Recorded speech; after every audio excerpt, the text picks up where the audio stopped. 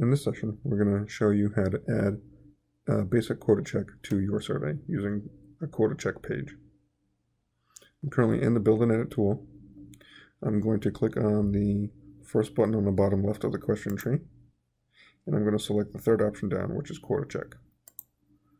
So now that's highlighted, and I have a placement option. So if I wanted to insert this after page 1, as an example, I can use these drop downs to place it directly there. So now you can see on the question tree, it's the second page in the survey. And the the quota check page does open now in the main screen. So if I wanted to, I can insert a quota by clicking on Edit Quotas. And you'll see all of the questions so far that are available because they've either been set at this point with logic, or you've actually answered the question itself, and that particular question is available to be used by the quota interface.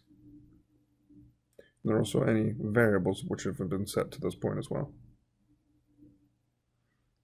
If, for example, I move this quota check page after page 7, then most likely Q1, Q2, Q3, and Q4 would all appear in this section of the questions that I can use to select from, assuming they have the ability to become eligible for quotas.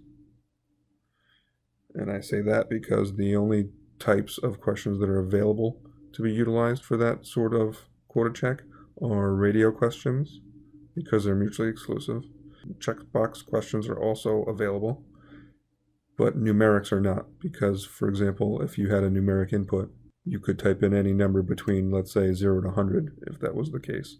So that would not be a question type that would be eligible for a quota to be associated.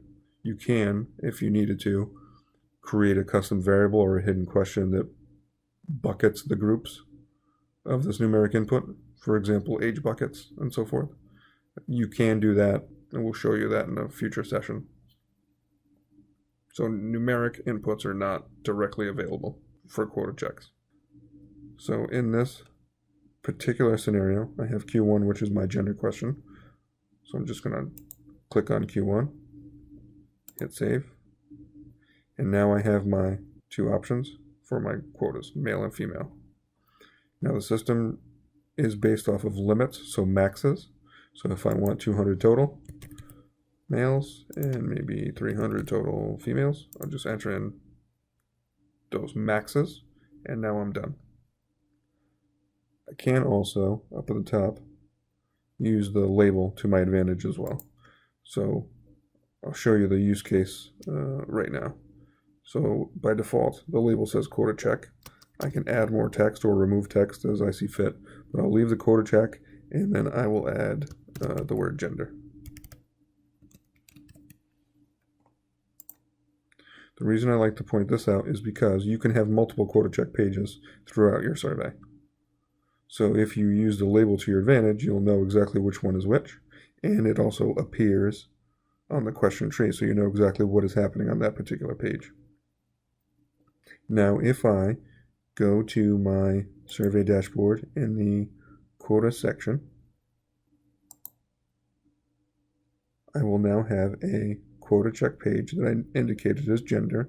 So this is another reason why it's helpful to use that label, because if you do have multiple, you can know which one is which, because they'd all be here and be truncated, so you'd have to expand to see which one is which. So if you label it, you'll know exactly where that particular one you're looking for might reside.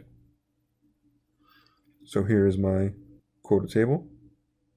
If I wanted to, I do have the ability, while in field or even before, as long as I've already got the quota check page built, I can at any point now click on Edit Quotas on the survey dashboard and update my limits. So for example, if I maybe put in the wrong number, maybe this should have been 300, maybe I want 300 apiece, I can come here and update these figures and then hit Save Quotas.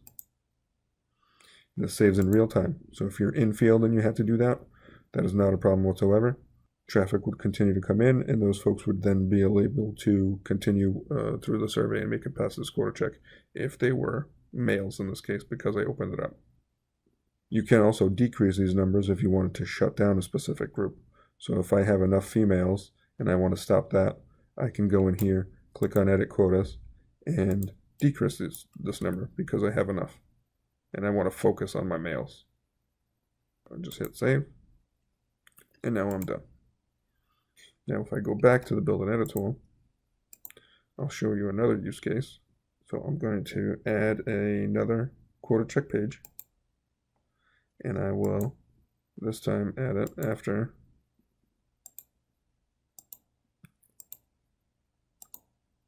page 7, just randomly adding it down the line.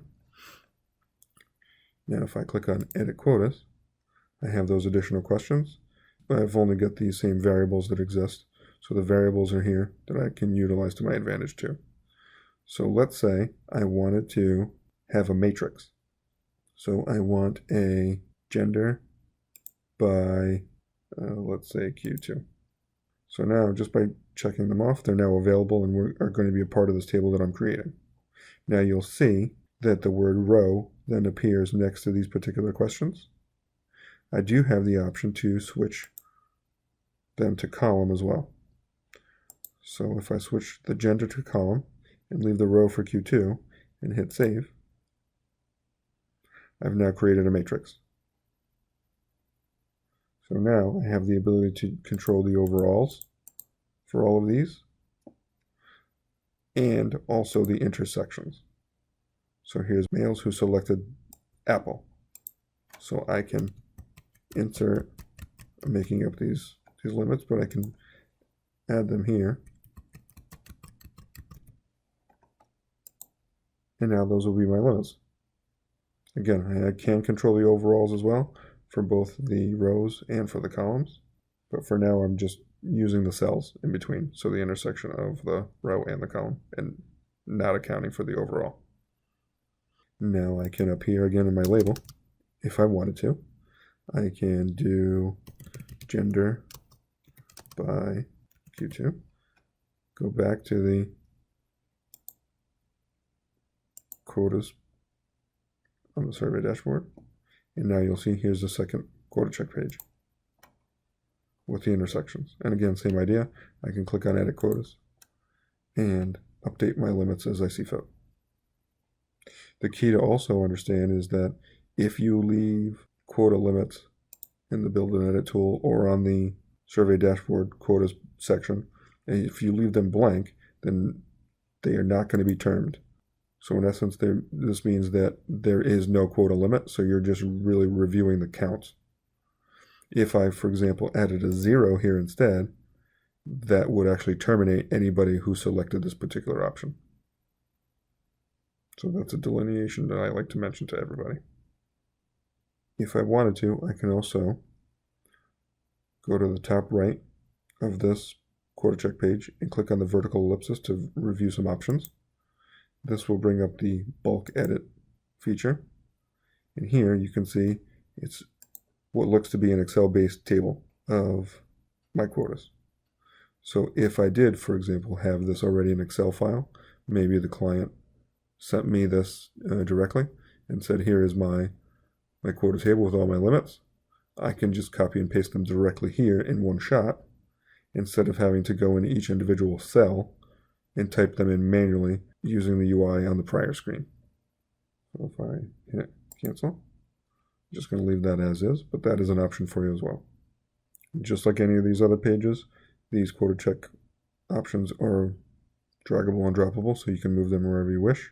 But just keep in mind that if you've already built a quota check and the question has now not been answered, if you've moved it in the opposite direction, so if I wanted to move this particular one before Q2 and I have not set it using logic, that this quota check page is not going to really work out for you. You'd have to just keep that in the back of your mind, that the order of operations and the placement of these pages and questions and logic all are important. So far I've showed you two different types of quota checks. So I showed you an overall on this page 2. And then I've also showed you a matrix showing the intersections. If I needed to go an extra level, where I needed to have, for example, age, gender, and income, in that particular case, I would have to create either a hidden question or a hidden variable and then utilize that within my quota interface to be able to insert that instead. Same with age buckets is one of the bigger use cases for that exact example. So the system can only really account for 2 questions/variables, one for the column, one for the header, but if you utilize logic and nesting variables and or hidden questions, you can utilize those in place of the individual questions that you have in this particular grid. So you could have nested gender and age here and maybe income at the top, or leave the gender at the top and have this just be nested income in region. We'll go in a little bit more depth in the custom variables and nesting in a separate session. The other thing I wanted to show you as well within this same quota matrix that I've built is when I selected these items, I was selecting their overall, so just checking off these questions, meaning that all of their response options would appear in these grids. I can select the downward facing arrow to expand or collapse, and I can see all of the options. So if I wanted to remove one, because I don't care about it for whatever reason, I can just come here and deselect any of these options.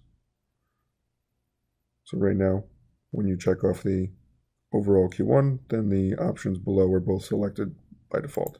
If I go to Q2 as an example, it's probably a better one. I can come here and remove maybe orange and grapes. So if I now hit save, orange and grapes will not be on this list. Again, I can go back and add them as I see fit. And hit save. Now we just have to update the limits again, either here or on the survey dashboard. And that's been an overview of the quota check pages.